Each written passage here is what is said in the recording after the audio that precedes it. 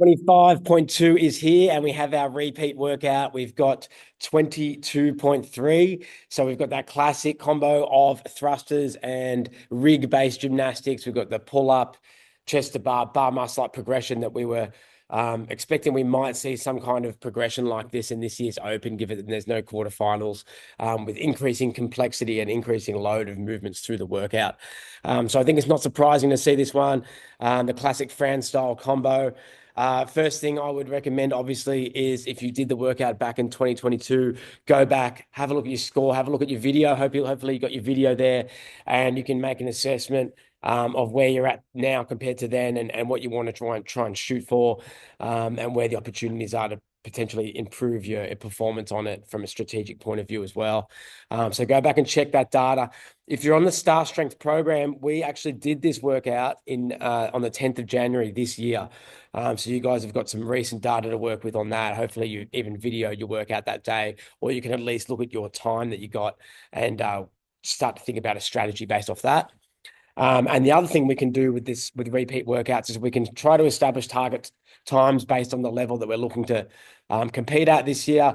Obviously, you need to be realistic with what you're aiming for. But, if we're looking at sort of target times, for example, the sort of elite level is looking at like sub 6:30. If we're talking like individual semi-final level competitors, they're looking in that sort of under 6 or 6:30 kind of time range, certainly under 7 minutes. And then if you're looking for like, say, a pairs or a team kind of level at like an event like Torian, then we're probably looking to try and aim to get under like 7:30, somewhere around there, as a target time.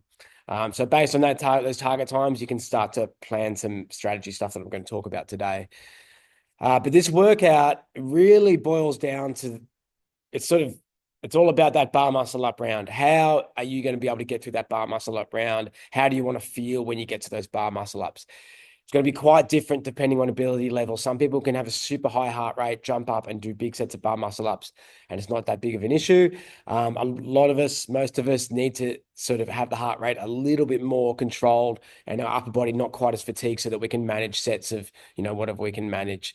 But you just kind of need to have that in your head as you're going through that second round. So as you're going through the chest to bar round, the 18 reps, particularly after you come off those chest to bars into the double unders, checking in with where your heart rate's at, deciding on how many sets you're going to do in that round of 18 on the thrusters. That's a really critical part of the workout, because you can easily just spike yourself a bit too much. So, thinking about that and just having that in your head as you're doing the workout, going, okay, I've got bar muscle ups coming up. How do I know that I need to feel to get up and get that first set that I want to get? If it's a set of 3, if it's a set of 5, whatever it is, you just like got that in mind. That's like my main piece of advice for how to internally pace when you're working through the workout. So know your ability on that bar muscle up, and just be mindful of where your heart rate's at and where your upper body fatigue levels are at. Just to sort of break down like rough timings for where someone would want to be depending on their target time. So just coming back to that. Like I said, the elite level guys, if you're aiming for like a sub 6 minutes 30 total time, then you want to be finishing that chest to bar round, so that round of 18s, those 18 thrusters, you probably want to be finishing them around 3:30 to 4 minutes. Okay, so you guys, you're not going to be resting a lot. There is probably scope for like to break up something, but not every round. So the first round might be unbroken, for example. You might do your chest to bars unbroken, and you might have one break on the thrusters, for example, if you're in that sort of elite category.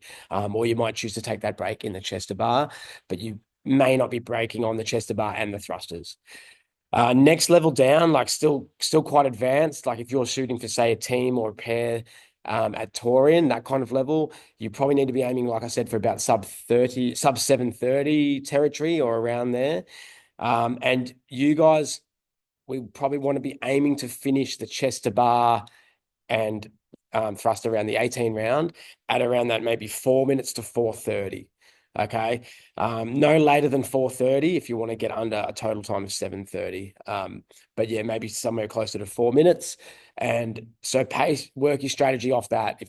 It's quite possible to have a couple of breaks throughout those first couple of rounds and still get it around that 4:30 mark for sure. So you can definitely got room there to probably break the chest to bars into 2 sets and the thrusters into probably 2 sets, maybe even three, and still finish close to that sort of 4-minute mark if those rests are short and not too long. So keep that in mind because if you can get to a particular time point in the workout with a couple of strategic rests, that's going to have you feeling a little bit better than getting there unbroken and having a high heart rate at the same time point. That being said, when you do workout for the first time, you need to go more off like feel and your decision making in the workout on when to push and when to back off. When it comes to redos, that's when you can get a little bit more precise on your pacing, where you want to be at certain time points, where your breaks want to be. So, we can talk all we want about splits and that kind of thing, but it really needs to be you in the driver's seat on a first attempt, having a rough idea of what might be too fast, which is why I mentioned the time point at the end of the second round as a useful one. But that's just a bit of a gauge. Obviously, there's a fair bit of leeway in that, like 15 seconds, 20 seconds either side of what I'm sort of recommending for those target times.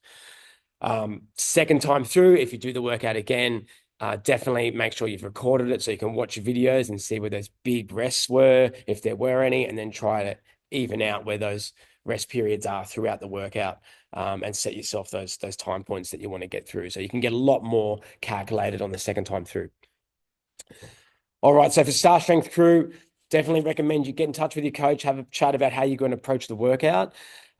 We will be adjusting the training on the app on Train Heroic for you guys to have some recommendations for Friday and Saturday's training, based on if you're doing the workout on, say, Friday or Saturday. And then we will be continuing to just update the Facebook group and the chats throughout this period to help you guys stay informed about things that we're seeing on how the workout's going and that kind of stuff.